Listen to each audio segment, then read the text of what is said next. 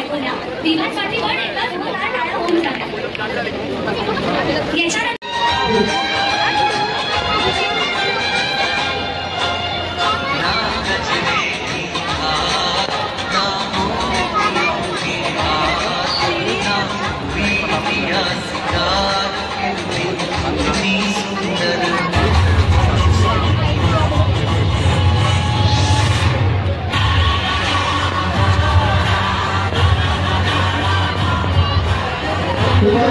बाकी त्यांना समोर द्या.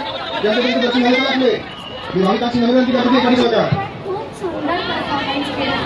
आता आपल्या सोबत चला दादा चला पुढे. ज्यांचं दर्शन झालं चला पुढे. चलिए माता जी आगे बढ़िए. जिनका दर्शन हो गया चलिए आगे बढ़िए.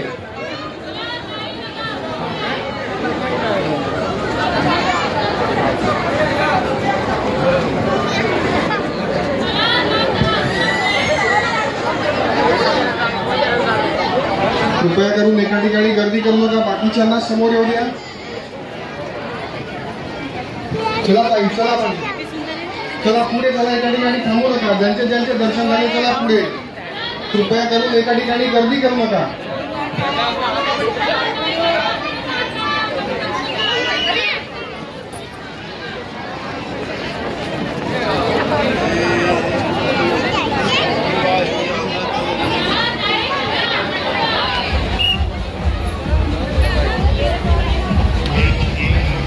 चला दादा चला पुढे.